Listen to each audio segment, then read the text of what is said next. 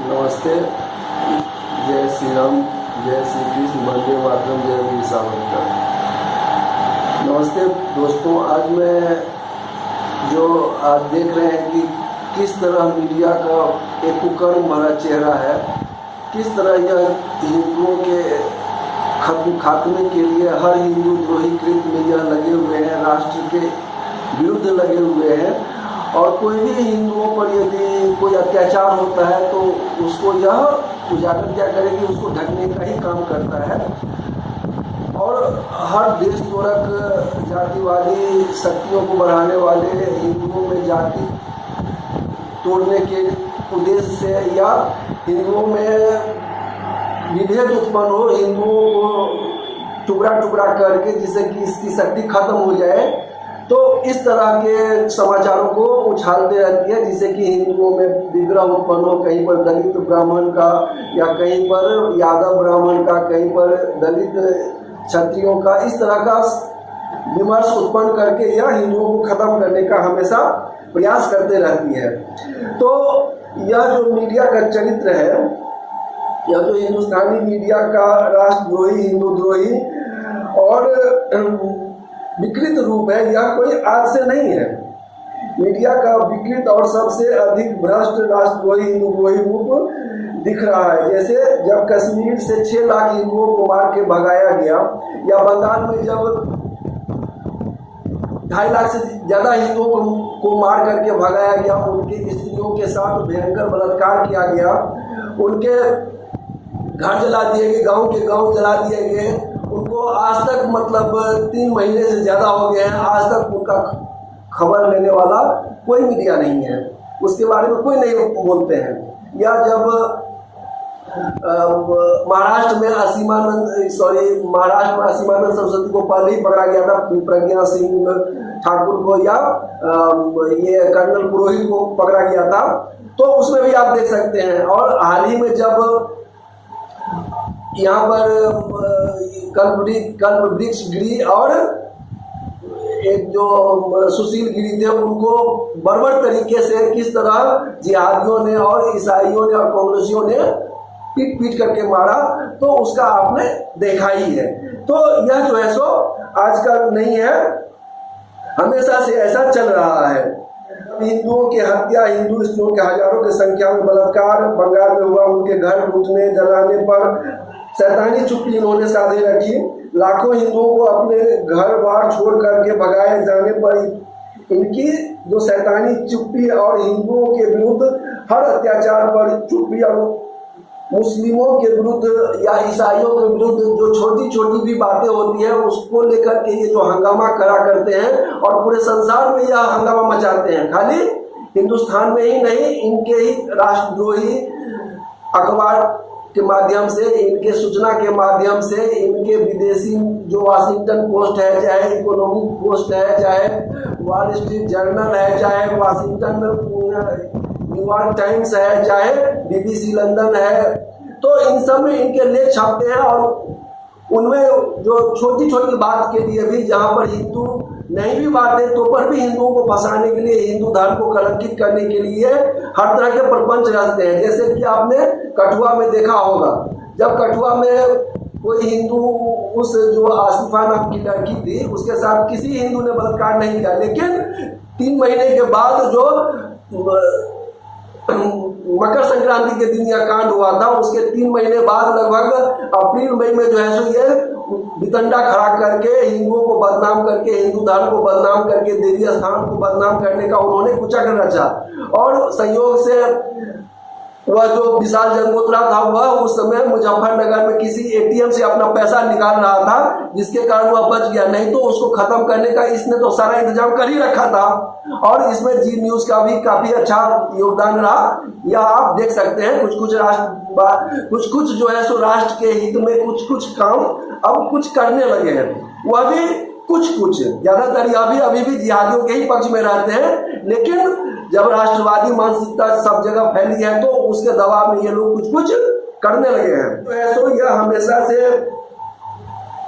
रहा है। अंग्रेजों के द्वारा अंग्रेज जानते थे कि इस देश में हिंदू ही ऐसा वर्ग है जो जो कि अपने राष्ट्र के लिए लड़ रहा है, अपने राष्ट्र को स्वतंत्र कराने के लिए लड़ रहा है। इसका अतीत गौरव में है, इसके परंपरा संस्कृति समृद्ध है और इस पर हम तब तक नहीं विजय प्राप्त कर सकते हैं, इसको तब तक हम गुलाम नहीं बना सकते हैं जब तक कि इसके इस गौरव भाव को हम खत्म न कर दें। तो उसने बहुत ही सुनियोजित तरीके से हिंदू धर्म, हिंदू परंपरा, हिंदू गौरव के प्रति अश्रद्धा उत्पन्न करने के लिए उसने मैकाले शिक्षा पद्धति चलाया और उसमें बहुत सारे काले अंग्रेजों को तैयार करके और फिर उसके बाद उस काले अंग्रेजों की सहायता से उसने कांग्रेस की स्थापना की। अंग्रेजों ने एओयू ने कांग्रेस की स्थापना की थी और उसको ही उसमें भर्ती करके उसने हिंदू को गुलाम बनाने का उसने बहुत भयंकर षड्यंत्र रचा। क्योंकि यह स्वाभाविक बात है कि यदि हमारा दुश्मन अंग्रेज है और वह कोई बात हमको करने के लिए कहेगा, अहिंसा अपनाने के लिए कहेगा, तो हिंदू उसको मजाक में उड़ा देंगे। तो यह दुनिया भर का हिंसा करता है और यह हमें अहिंसा का पाठ पढ़ाता है। लेकिन उसके तीव्र दिमाग ने ऐसा सोचा कि हिंदुओं को ही इसमें यदि हम लगा दे, जैसे कि व्योमेश चंद्र बनर्जी उसको अध्यक्ष बनाया कांग्रेस का, फिर उसके बाद अनेक अध्यक्ष बने, फिरोज शाह मेहता बने, चाहे बदरुद्दीन अजमल बने, उसके बाद अनेकों बने, मोतीलाल नेहरू, चाहे फिर मालवीय जी भी बने, कुछ राष्ट्रवादी भी इसके झांसे में आकर के उसमें शामिल हो गए और मोतीलाल गांधी बना, जवाहरलाल नेहरू बना। तो और गांधी उसका जो है सो उससे भी पहले उसके गुरु गोपाल कृष्ण गोखले थे, वो भी अंग्रेजों को महान मानते थे, देवता मानते थे। जो अंग्रेजी सत्ता हमारे लिए एक वरदान के रूप में भारत में आया है। तो इस तरह जनता के दिमाग को विकृत करते थे। तो ऐसा संभव भी था, वह इसलिए संभव था कि जो भी मीडिया थे वह अंग्रेजों के द्वारा ही बनाए गए थे। उस समय सिर्फ अखबार ही होता था और अखबार के माध्यम से, चूंकि उस समय रेडियो नहीं थी, टेलीविजन नहीं था, मोबाइल नहीं था, कुछ भी नहीं था, सिर्फ एक ही या तो पाठ्य पुस्तक था या कुछ अखबार होते थे। तो अखबार अंग्रेज चलाता था, चाहे अपने पैसे के लिप्सा के लिए, पैसे के लोभ के लिए जो पूंजीपति होते थे वे चापलूसी में अखबार चलाते थे और अंग्रेजों का ही गुणगान करते थे और अंग्रेजों के हित साधने का ही काम करते थे। कुछ राष्ट्रवादी भी चलाते थे, लेकिन उनको यह छूट नहीं होती थी कि वह अंग्रेजों के विरुद्ध या राष्ट्र के हित के लिए कुछ बात कर सके। मुस्लिमों के विरुद्ध तो कुछ बोल सकते थे जिससे कि अंग्रेजों को खतरा न होता था, लेकिन अंग्रेजों के विरुद्ध न बोल सकते थे। यही कारण था कि वीर सावरकर, जो कि 1857 के क्रांति, जो प्रथम स्वतंत्रता संग्राम था, जिसको कि अंग्रेज पहले सिपाही विद्रोह कहता था। जो सिपाही विद्रोह मतलब होता था कि एक छोटा मोटा किसी तुच्छ बात के लिए विद्रोह करना, लेकिन वह एक व्यापक राष्ट्रीय हित के लिए, राष्ट्र को स्वतंत्र कराने के लिए वह संग्राम था, जिसको कि अंग्रेजों के ही दस्तावेजों से इंग्लैंड में ही जाकर के सावरकर जी ने प्रसिद्ध करके वह किताब लिखी थी। और उससे वह अंग्रेज इतना भयभीत हो गया, क्योंकि वह सूचना के महत्व को समझता था और इसके द्वारा क्रांति छिड़ जाएगी, वह बहुत अच्छी तरह समझता था। तो इसलिए वो उसने प्रकाशन से पहले ही उस पर प्रतिबंध लगा दिया और भी अनेक किताब लिखी, जिस पर वह सावरकर जी के किताब में जो लेखनी थी उसमें से विस्फोट होता था। वह जो है सो एक बारूद का काम करता था और सारे स्वतंत्रता जो क्रांतिकारी थे वे सब उसको गीता के समान पवित्र मानते थे। सुभाष चंद्र बोस ने उनको प्रकाशित कराया था, लाला हरदयाल ने प्रकाशित कराया था, भगत सिंह ने उनको प्रकाशित कराया था। तो ये सब गुप्त रूप से छुप छुप करके करते थे, लेकिन वह जो है सो प्रतिबंधित था। 1946 में ही उस पर से प्रतिबंध हटा। तो इस तरह के सूचना के माध्यम को उसने दबाया, जो सामान्य जन के कानों में इस तरह के स्वतंत्र विचार, राष्ट्रवादी विचार, राष्ट्र को स्वतंत्र करने वाला विचार, अंग्रेजों का जो अत्याचार है, क्रूरता है, निर्ममता है, दुष्टता है, या जो राक्षसी वृत्ति है, जनता न समझ सके, इसके लिए उसने हर तरह का प्रबंध रचा। और इसीलिए उसने जो 1899 में जो गांधी बोर के लड़ाई में अंग्रेजों का साथ दिया था, सेना में भर्ती हुआ था, और 1906 में जुल्लू की लड़ाई में भी गांधी अंग्रेजों की सेना में भर्ती हुआ था, अंग्रेजों की तरफ से लड़ा था। और 28 जुलाई 1914 को प्रथम विश्व महायुद्ध छिड़ा, और 6 अगस्त 1914 को वह इंग्लैंड पहुंच गया दक्षिण अफ्रीका से कि हम आपको बिना शर्त आपको इस युद्ध में समर्थन करेंगे। तो अंग्रेजों ने 5 महीने की उसे ट्रेनिंग दिया, और जनवरी 1915 में भारत भेजा, और वहां पर उस अंग्रेजों के लिए सैनिक भर्ती का बहाली का अभियान चलाया, और 2.5 साल तक चलाता रहा। जब दिखा कि अंग्रेज या सैनिक भर्ती का अभियान पूरा हो गया है और अंग्रेज अब जीतने ही वाला है, अमेरिका भी युद्ध में कूद गया था, तो उसने उस जो अंग्रेज का गांधी इतना बड़ा दलाल था, चमचा था, उसको पूरे जनमानस पर थोपने के लिए उसने चंपारण में भेजा कि आप वहां पर जाइए और आंदोलन करिए, और आपका अंग्रेजों के ही कारण हुआ था, अंग्रेजों के ही द्वारा हुआ था। वह एक डॉग फाइट था। डॉग फाइट का मतलब जो दिखावटी लड़ाई, जो दिखाने के लिए हम अंग्रेजों के विरुद्ध लड़ रहे हैं। जब तक अंग्रेजों के विरुद्ध लड़ता हुआ नहीं दिखेगा गांधी, तब तक उस पर कोई कैसे विश्वास कर सकता था, कैसे उसको नेता मान सकता था। तो जनमानस पर थोपने के लिए उसने वहां पर भेजा, और उसकी छोटी मोटी बात को मान करके पूरे, चूंकि अंग्रेजों के द्वारा ही कांग्रेस बनाया गया था और गांव गांव में उसके संगठन बने हुए थे, और 1-2 आदमी जो उसके गांव में नेता होते थे, गांव के नेता होते थे, पढ़े लिखे होते थे, और बाकी जो अखबार पढ़ करके सुनाता था। बाकी क्योंकि सारे जनता उस समय अनपढ़ थे, आने जाने का कोई साधन नहीं था, तो सारे उसी अखबार के सूचना पर सारे आश्रित होते थे।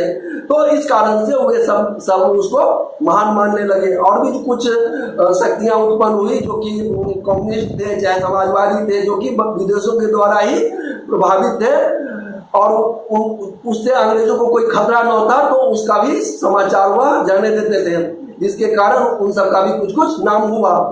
तो इस तरह जो है सो कांग्रेस और कांग्रेस के चमचों और गांधी के अनुयायियों को उसने पूरे देश में नेता के रूप में महान बना दिया, और जो असल में हिंदुओं के हित चिंतक थे उसको छुपा करके रखा, दबा करके रखा, जेल में रखा, जैसे कि वीर सावरकर को। और 1937 तक उनको जो है सो राजनीति में भाग लेने की छूट नहीं दी। 1924 तक उसको जेल में रखा, फिर लगभग 13 साल तक उनको रत्नागिरी में कैद करके रखा। और वीर सावरकर ही ऐसे थे जिनके प्रेरणा से सुभाष चंद्र बोस क्रांतिकारी बने, और आजाद हिंद फौज का जाकर के जापान में उसका नेतृत्व किए। और रास बिहारी बोस पहले एनआईए को बनाए थे। रास बिहारी बोस भी जापान के हिंदू महासभा के अध्यक्ष थे, और उनके द्वारा ही बनाया गया था, और उसका वह सुभाष चंद्र बोस नेतृत्व किया। और जो सावरकर जी ने जो उद्यम किया था, पराक्रम किया था, उपक्रम किया था हिंदुओं को सेना में भर्ती करने का, जो कि द्वितीय विश्व महायुद्ध से पहले सेना में लगभग 20-25% हिंदू थे, मुसलमान लगभग 70% के थे। और उनके उस उपक्रम के कारण जो है स्वतंत्रता के बाद, द्वितीय विश्व महायुद्ध के बाद हिंदुओं की संख्या लगभग 60-62% हो गया, मुसलमानों की संख्या 34% हो गई। नहीं तो अंग्रेज के जाने के बाद वह निश्चित रूप से मुस्लिम शासन हो जाता और हिंदुओं को खात्मा हो जाता। तो इस तरह से हम देखते हैं कि सावरकर जी जो है सो हिंदुओं को स्वतंत्र कराने में, हिंदुस्तान को स्वतंत्र कराने में और हिंदू धर्म की रक्षा में सबसे बड़े सहायक बने। तो इस तरह जो है सो अंग्रेजों की इस रीति नीति से मतलब सारे उसके रीति नीति को ढकोसलों को नेहरू और कांग्रेस या कम्युनिस्ट या गांधीवादी ये सभी जानते थे, और बेशर्मी से और भी अधिक बेशर्मी से उसी का अनुकरण करते हुए हिंदुओं पर सारे अत्याचार को वह छुपाते रहे। जैसे कि गांधी वध के बाद लगभग 8-10 हजार हिंदुओं ब्राह्मणों को जो है सो महाराष्ट्रियन ब्राह्मणों को जो सबसे ज्यादा राष्ट्रभक्त होते थे उसको क्रूरता पूर्वक मारा गया। इन कांग्रेसियों ने, इन समाजवादियों ने और इन जिहादियों ने सबने मिल करके उनको बड़ी क्रूरतापूर्वक उन राष्ट्रवादियों को मारा और उनके सारे समाचार को छुपा दिए। तो इस तरह के वह कुकर्म करते रहे। लेकिन आज जब सोशल मीडिया का दौर आया है तो हिंदुओं को भी अपना पक्ष रखने का एक अवसर मिला है, मौका मिला है, जिसके कारण उनके कुकर्मों का पर्दाफाश धीरे धीरे हो रहा है।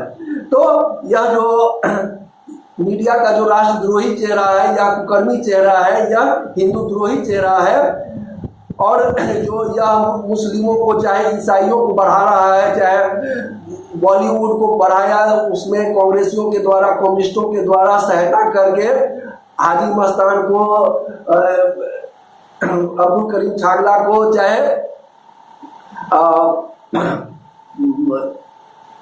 दाऊद इब्राहिम को, सारे तस्करों को बढ़ाया और जो बॉलीवुड में है सारे मुस्लिमों को उसने हीरो के रूप में प्रतिस्थापित किया। उससे पहले भी नेहरू ने दिलीप कुमार को, चाहे और भी अनेक, संजय खान को, जो भी मुसलमान थे, हिंदू नाम रख करके उसको हिंदुओं के शरीर पर थोपा और समाज को विकृत किया, उसके नैतिकता को खत्म किया। क्योंकि जब तक हिंदू समाज में, हिंदू धर्म में उसकी नैतिकता नहीं खत्म होगी तब तक हिंदू धर्म को, हिंदुस्तान को खत्म नहीं किया जा सकता है, जिसका अंग्रेजों से भी ज्यादा विकृत रूप में और निष्ठापूर्ण ढंग से या कांग्रेसी करते रहे, कम्युनिस्ट भी करते रहे, और उसी का अनुसरण करते हुए जातिवादी पार्टियां हैं जो अपने तुच्छ स्वार्थ के लिए हिंदुओं को, हिंदू धर्म को, हिंदू संस्कृति को, हिंदुस्तान को खत्म करने में लगे हुए हैं। तो इन गद्दारों से सावधान रहिए और हिंदू धर्म पर जिसका कि बंटवारा हो गया, मुस्लिमों के कारण पाकिस्तान बना, बांग्लादेश बना, और गांधी और कांग्रेसों के कारण 80 लाख हिंदुओं का बर्बर रूप से हत्या हुई, तो संसार का सबसे बड़ा हत्याकांड है। और इन कम्युनिस्टों ने, जो कि 1947 से लेकर के जब देश आजाद हुआ तो वह देश को 17 टुकड़ा में बांट देना चाहता था, देश का विभाजन का भी उसने समर्थन किया था। 1962 की लड़ाई में भी इसने खुला चीन का साथ किया।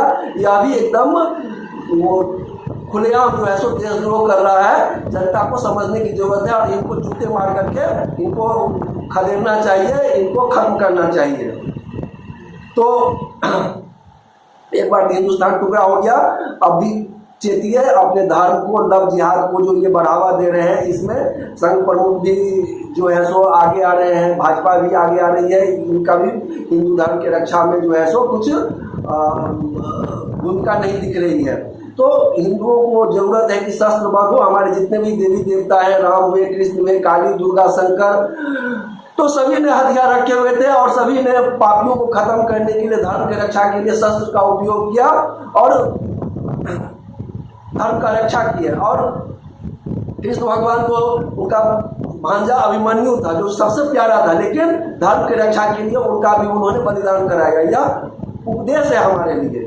और शत्रुओं को खत्म करने के लिए, पाप को खत्म करने के लिए आप कोई भी रास्ता अपना सकते हैं। जिस तरह कृष्ण भगवान ने भीष्म पितामह को खत्म करवाए, या द्रोणाचार्य को खत्म करवाए, या जयद्रथ को खत्म करवाए, या दुर्योधन को खत्म करवाए, तो कर्ण को खत्म करवाए। तो यह एक हम उपदेश है जो हिंदुओं को इसको समझना चाहिए और मानना चाहिए कि पापियों को खत्म करने के लिए, दुष्टों को खत्म करने के लिए, समाज विरोधियों को खत्म करने के लिए कोई भी रास्ता अपनाया जा सकता है। वीडियो थोड़ा लंबा हो गया है, क्षमा करें। अब बस आग्रह है कि इस हिंदू धर्म की रक्षा के लिए हमारा यह सत्य इतिहास चैनल है, इसको सब्सक्राइब करें, बेल आइकन को दबाएं और अधिक से अधिक इसको फैलाने का प्रयास करें, जिससे कि हिंदू जनता जागरूक हो और अपने धर्म, राष्ट्र और समाज को बचाने के लिए वह उद्यत हो सके। जय श्री राम, जय श्री कृष्ण, वंदे मातरम, भारत माता की जय, जय वीर सावरकर।